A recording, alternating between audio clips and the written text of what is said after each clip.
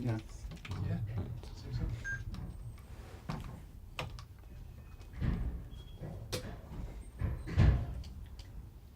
Okay, tell me when you're ready. Right. Today we're doing the interview with Maciej Wiczynski, the Polish member of the Scottish National Party. Hello there. Hi, yes, hello. Can you maybe tell us the first about your life before coming to Scotland? Where you're from, what you've been doing in Poland before you came to Scotland? I was born in Gniezno, the first capital of Poland, the place where the proud history of my nation has started, where the first kings were crowned. It is on the route between east and west, I would say. It's in the halfway between Berlin and Warsaw. It's actually 3 hours of drive by car to Berlin and 3.5 to Warsaw.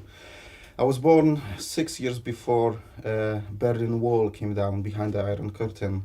So I was growing up during the transformational period in Poland when we were shifting from the centralized economy to the open market economy, where this aggressive capitalism was kicking in, I would say.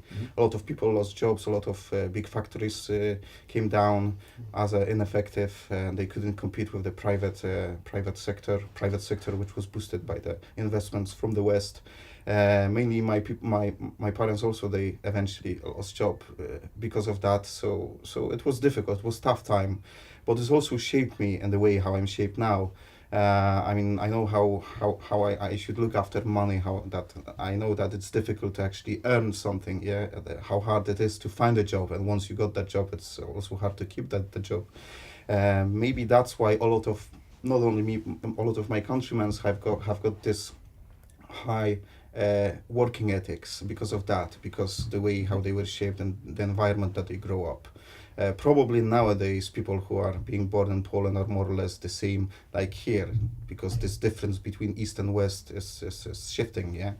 I don't know how they managed to actually achieve that, but when Poland was joining the EU in 2004, someone have said that we are 50 years, like one generation behind Europe. But we managed to achieve a lot in the last 10 years, because this gap is now around 30 years. And strangely, when I was speaking to my colleagues here in Scotland that I work with, colleagues who are in the age of my parents, they were looking at me and they said that I've got approach to their life exactly the same like they had. They've got kids in my age, but their kids don't have this kind of approach. So that's the other thing as well, that we are one generation behind, but also our approach to a lot of common things is the same, like people who are one generation older than us, who are living here, who were brought up here, and were born in 50s or so. So that's quite an important factor, which is not being mentioned very often, just only those economical statistics. I'm considering myself as a positive person who wanted to conquer the world in a positive way, with a lot of smile putting on my face. So I was always quite active. I was also politically active in my local town. I was standing the elections, I was supporting members of the parliament. Actually, before I came to Scotland, I was working for the vice president of the European Parliament in his main office in Poland. But why I came to Scotland, I fall in love. So my priorities in my life have changed. I started to feel fed up with the fact that I'm bringing job home, or that 24/7 I'm making an activities work related, or that actually I have to be on call all the time. I wanted to just close the door, leave the job, and not thinking about the job, but it was impossible at that circumstances over there. I wanted to spend more time with my fiancée and set up a family life. At that time, in short and medium period of time, it was hard to achieve, hard to set up a family life in Poland. We are talking about the year 2004, 2007. Just it was impossible to get a mortgage, to buy your own house. The wages were low, and the expectations were high to do that. So I started to think, why not to try something different? I was strongly campaigning for Polish accession into the European Union in 2003. During the referendum, I was actually nominated by the Speaker of the Polish Parliament to be an official volunteer during that campaign. And I have conducted 65 events in my district. Whoa, that's a lot. Yeah, it is a lot, yes. So at the same time, I was studying political science with a specialization in European administration. So it was something that I could understand very well. I could swallow it not only at the uni but also during my activity outside the uni. I was supporting members of the parliament at that time as well. But at some point I realized why not to also try use on my own skin those treaties, those fundamental European rights that you can live and work and study whatever you like among European Union. And because I was still young, 24 years old, just finished university in Poland, I said, why not to try something different? So together with my fiance, first of all, it took us 6 months to make the research. Should we go? How expensive is bread here in Scotland? How much money I can earn? What are the cost of living, basically? And at that time, there wasn't the Facebook available. The internet, well, it was in operation, but not on such a scale as it is nowadays. There was no smartphones at that time, so access to the information was more difficult. But anyway, after 6 months of making a research, there was another 6 months period of preparation. That means cooling off my life in Poland. You can't just shut everything just like that. So close the bank account, say goodbye to friends and family. Actually, my friends were surprised when I told them that I'm leaving the country. They said, everyone, but not you, Maciej. And one of the prominent political party members approached me and he said that they will need, once they will gain power, they will need people like me and the government administration. But I said that realistically speaking, it will be hard to achieve for you, at least in the next 10 years. And sadly, at the time that we are conducting this interview, they are not even in the parliament, so I was right. And I didn't want to waste that 10 years. I wanted to expand my horizons, explore different countries at the same time as well, try something different. I had no concerns because I'm coming to Scotland. There was more concern about the fact that I'm leaving my home country. But the fact that I'm coming to Scotland, not really. But I had no clue about Scotland compared to what I have known about Scotland now. At that time, I was thinking that I know something about Scotland. Not at all. Once I came here, I was totally shocked. My first communication with Glaswegian taxi driver, it was a nightmare. I couldn't understand at all. I was thinking that I know English, but actually no, I realized I was quite arrogant. A lot of people are arrogant when they are thinking, oh, I know English. Nobody is actually can bear in mind how many different accents you've got, not only in Scotland, but also UK-wide in England as well, Yorkshire, etc., yeah, or Nottingham. Different accents, sometimes hard to understand. But I came over that very, very quickly, and actually nowadays I prefer to speak with a person with a Scottish accent rather than someone from Nottinghamshire. And sometimes I'm struggling to understand them when I'm phoning some kind of info line, yeah, or my gas or electricity bill operator and provider, yeah. And why did you came to Scotland, like particularly? Why you chose Scotland? It wasn't me. It was my wife. She said she wants to come to Scotland. I said, okay, I accepted that. Yeah, I was, as I said, totally fall in love with her. The weird thing is that actually she said that she wants to come to Scotland because she knows it's nice, and she knows because it's nice because she's seen it in Braveheart. Honestly. Yeah. No, it is nice, and we fall in love with Scotland very quickly. Our first place of work was Isle of Arran, Scotland in miniature. So everything what's the best in Scotland you will find over there. And that's why since then I was trying to stay away from the big cities. This fresh air, surrounded by nature, beautiful Scottish landscape, that's something that I fall in love with it completely, and that's what I'm trying to continue as well. Mm-hmm. Yeah, so what was your beginning in Scotland? Did you have any difficulties in finding a job, finding a flat? I found a job while I was still in Poland. I just went online. I went on the Job Center Plus website and I found a job and I applied for it. I had an interview over the phone. They sent me all the documents. I signed the contract, so I knew where I'm going. So that was good. But I knew that I'm going to a remote place that's off the mainland. And actually, I was quite mobile in Scotland. The first year, the first 12 months, I changed job 6 times. Not only job, but also working place. From one island to another, from one highland to another. So I could say that I've got quite a wealthy experience in terms of changing the job, in terms of seeing Scotland from different angles. But I also lived remotely, and I know how life is difficult in Scotland when you live quite far away from the closest supermarket, 25 miles. Yeah, yes, you can do the shopping in the local shop, but it's much dearer, yeah. And it's also, when I was living in Highlands, it is colder there, so you're spending more, the cost of living are much higher. Not only because you are paying more for gas and electricity, but also you are limited to just a few operators. Not like here in Central Belt, you can choose from handful of plenty of different companies. That's the difference. So I've seen Scotland from, and I lived in a slightly different Scotland than majority of people who are living in the Central Belt. Hmm. And do you remember some maybe difficult situations, like in the beginning, that you really struggle with something? Yes. Well, the first struggle was attempt and actually submitting my notice to my first employer. That was the most challenging thing because I was feeling quite associated with that person. I was feeling gutted that I have to give a notice. I was feeling terrible. But my friend who I met in my first working place, he was a head chef.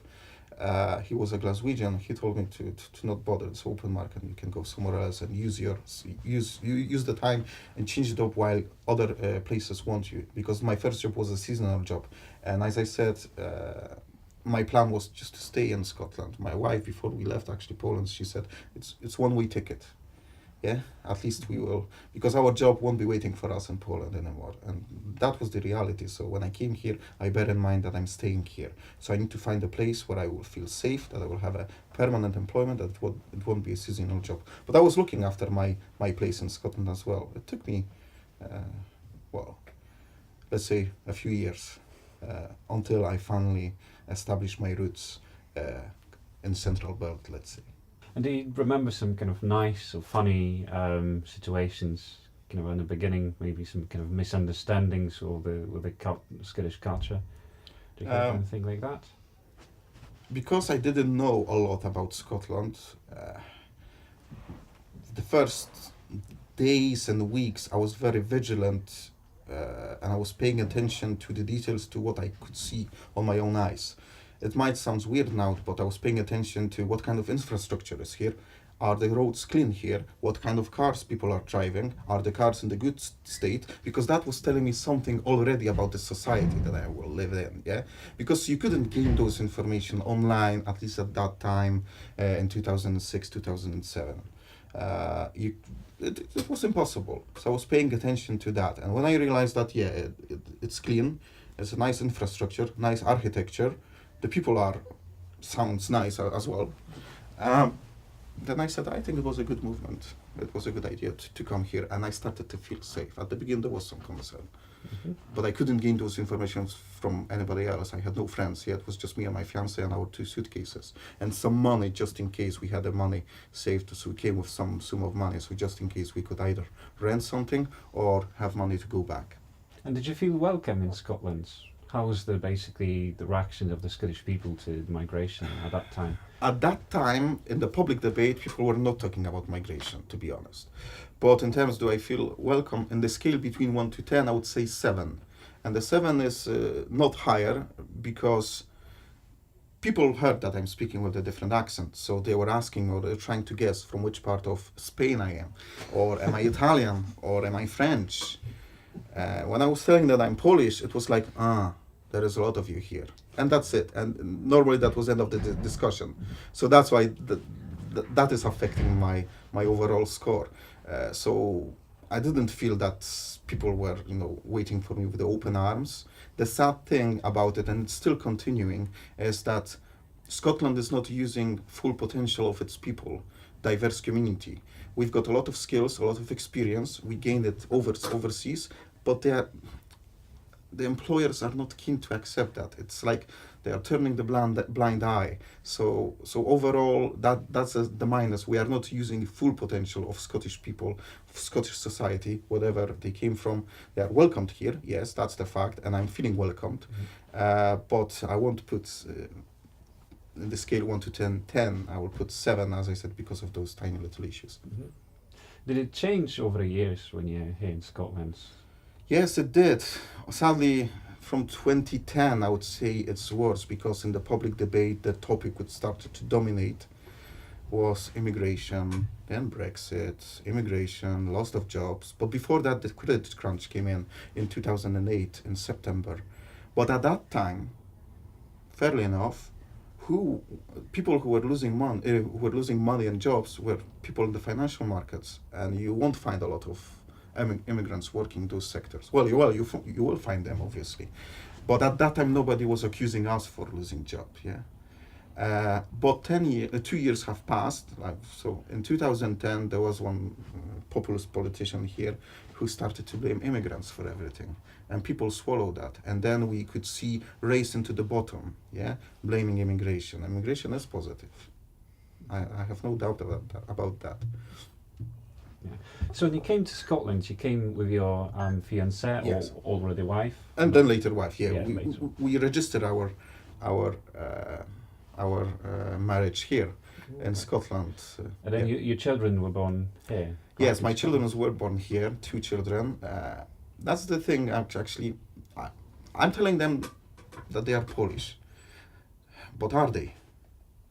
I think I was trying to think about that because it's some kind of lie. I'm telling them that they are Polish, but they are not. They are children to Polish parents.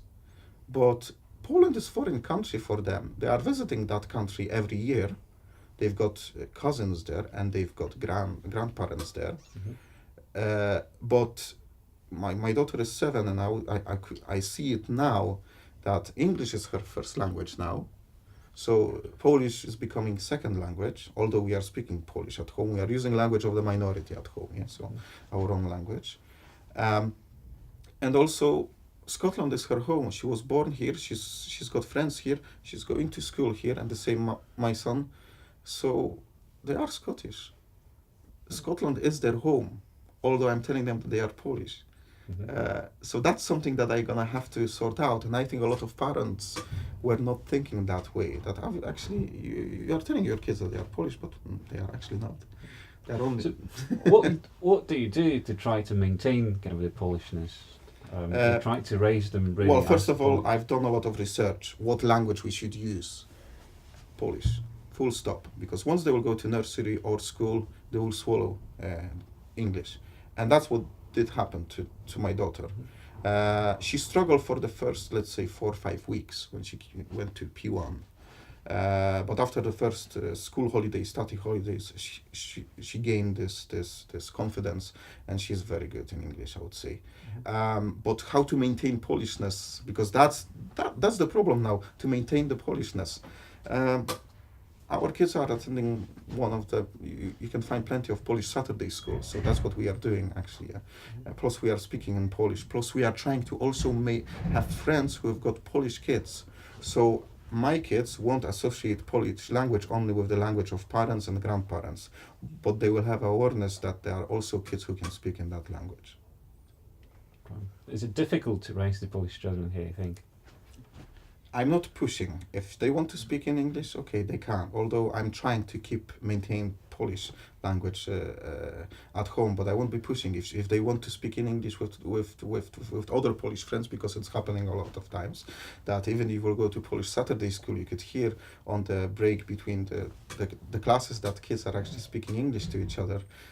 It is weird, but don't push them. Sooner or later, they will realize that it's a big, huge advantage for them being bilingual.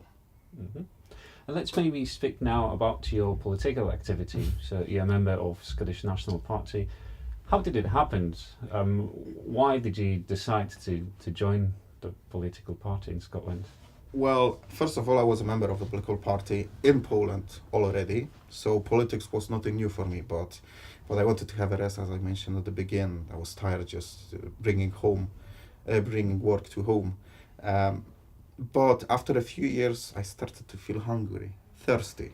But at the same time, after 2010 or 11, there was a decision made that there will be an independence referendum.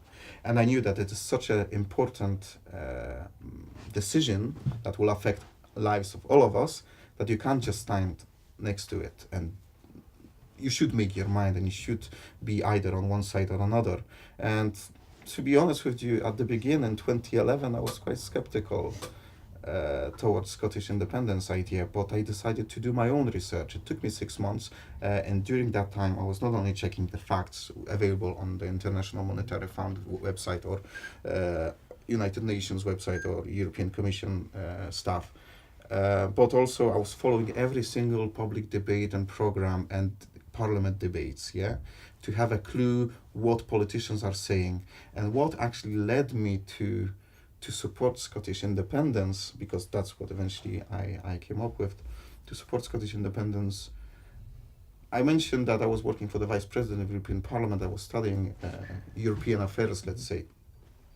So misinformation from the No campaign about the European Union and the issues and treaties about that, I noticed that they are not telling the truth. And I realized if you are misleading people in that topic, which is, I'm expert in that topic, then maybe you're also not telling the truth in other aspects. So that's why that was the first push towards yes. Yeah. And then later I started to dig deeper and deeper, looking for information and clarity about the Scottish finances, the wealth in general. And that's why in 2000, end of 2012, I set up a Polish fan page called Poles for Independent Scotland, and we started campaigning. I started campaign among Poles to support. It was hard at that time because people were mainly against that idea. Polish people, at least at that time, and they didn't feel that to engage in politics and public life at that time. But things have changed with the referendum as well. A lot of people, not only Poles, got engaged with politics during that time. Do you think that the Polish people are engaged in politics enough here, or they could do more? How is your view about the kind of majority of Polish people? I think all political parties made a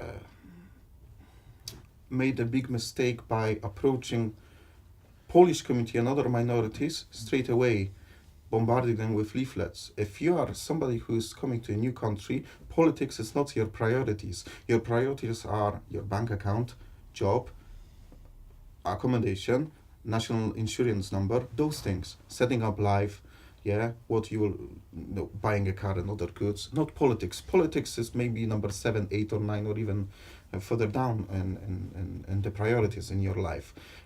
So everyone needs time for settled. But majority of Poles came here more or less between 10 to 7 years ago, and that is enough time to get engaged with them and with other minorities after that period of time. Earlier, they were not doing a big favor, political parties, to those minorities, to our minority group, to Poles. Now it's the time, and also people gaining confidence as well. A lot of people were thinking that they are coming here for a few years, but a lot of them, after 10 years, realized that actually I'm here already 10 years. My children were born here. I took a mortgage, I got a house, whatever, planted a tree. And they are making the decision to stay here. That's why they want to engage more, because they know that Scotland is their home. They finally realize that. Mm-hmm. And you were a candidate in past 2 elections in the Scottish Parliament and in a local council. Mm-hmm. Can you tell a bit more about this experience? The fact that I could stand elections is a success, because in my party it was difficult to achieve. I had to went through a different stages of selection, and I remember it was in Stirling. It was assessment center when we were there for 8 hours. It was a lot of people who wanted to be on the register of potential candidates of the SNP. There was 200 of us. At the end, 200 of us were chosen to be potential candidates in the Scottish Parliament elections, but the people that were applying for that were thousands at that time. And I remember this assessment center in Stirling, we had a mock interview. Actually, I was on the front of sitting members of the parliament from London who were trying to distract me. They were pushing me to answer the questions we were pretending that I am under some kind of pressure. This assessment center was hellish for the majority of people. I've seen people in tears leaving and banging the door. And I never felt so stupid in my life, because I was given a test to resolve from Scottish politics, geography, history, culture. And I was thinking that I know a lot about Scotland. Apparently, no, I didn't. When I look at the question, I said, oh my God, really, it was so difficult. And I was sad, and I was thinking that I won't be successful. But at the end of the day, I was successful. I was on that register among 200 other names, including Nicola Sturgeon and other prominent members of political life here in the party. But that wasn't the end. Now I had a green light to campaign among political branches, among political activists, to vote for me to become a candidate. So I had to. It was like a campaign in miniatures. Everything was happening a year before the Scottish Parliament elections. So we had a campaign, internal campaign, that I had to go on the branch meetings. I had to answer questions from members of the political party. I was traveling around the region, and eventually people had a vote, and they could vote. And there was 21 of us, but only 11 places on the list, and I managed to be 10th. So that was good. That was a huge success. So standing in the elections from the SNP at that time, it is a huge success. It was a huge success, and that's the thing which I'm the most proud of. And what's your ambitions in that field? Would you try maybe next election really kind of succeed to get to the Parliament, or at least some kind of local council? Well, not really, not at the moment, because first of all, we need to sort out problem with Brexit, because it is not clear what kind of rights we're gonna have. And even if we will have rights to stay here, that doesn't mean that we will have rights to vote. What about standing the elections? So I'm not planning ahead until I will be certain. And at the moment, I'm focusing on my family life, because to be honest with you, having a full-time job and then following your interest politics, where you are investing a lot of time and money, that means you have to sacrifice something. And for a few years, I was sacrificing family life. My children had a father, but I wasn't at home very often. The same was in terms of my wife had no husband. She was supportive, she is supportive, but now I said, no, I need to slow down. I need to slow down and focus on my kids, because time is passing, and I don't want to wake up after 10 years and regret that I have neglected my kids. I want to be with them, support them while they are going to school, because it won't last forever. Once they will be a teenager, they will have enough of that, probably. Yeah, I'm aware of that. Yeah, they will be escaping from me. So maybe that will be the time to focus on that again. I'm still in touch with politics. I'm a branch member. In my branch in the SNP, I'm the political education officer, so somebody who is passing information from the HQ, and we are making discussions about the hot political topics. But at the same time, I'm also focusing on one of the Polish Saturday schools, where I'm a leader of the parental council, and I've got some success in that field, because I already managed to secure some funds from the Polish Senate through the external sources, through external funding, to support our school, which is also something that it's highly recognized by parents in that school, and that's the field where I want to focus at the moment. And maybe in your kind of political activity, or at the your artwork, or some kind of private life, do you try to stress that you're Polish, you're from Poland, or you try to kind of avoid that topic and try and be as much Scottish as possible? I'm not playing my minority card at all. I'm not an opportunist. I'm the honest person. I think everyone is equal. Yes, maybe sometimes someone, I mean, my colleagues from work, they actually told me that all the time they are forgetting that English is my second language, that actually I can speak fluent in a different language. They are forgetting about that. So I'm treated in the same way as my other Scottish colleagues, and I want to be treated like that. I want to be treated in the better way or in the worse way. Yeah, just actually the same, equal. And as I'm not playing any Polish cards or minority card in my life. I'm feeling Scottish. Yes, that's what I feel. Because what is Scottishness? For me, Scottishness is a state of mind. That's how I would describe that. It's something which is difficult to explain or understand for someone who never been in Scotland or never lived in Scotland for a few years. It's a state of mind that you are swallowing with every single breath of the fresh of Scottish air, or with the sip of whiskey. It's approach towards a lot of things, open-minded, tolerant, equal. That's how I would describe in 3 words Scottish society. So that's what is Scottishness. And in the public debate, there is a term called New Scots or Polish Scots. So if you are living in Scotland, you are paying taxes here, you are a Scottish, full stop. And I'm bearing that in mind, and that's my way of thinking as well. Mm-hmm.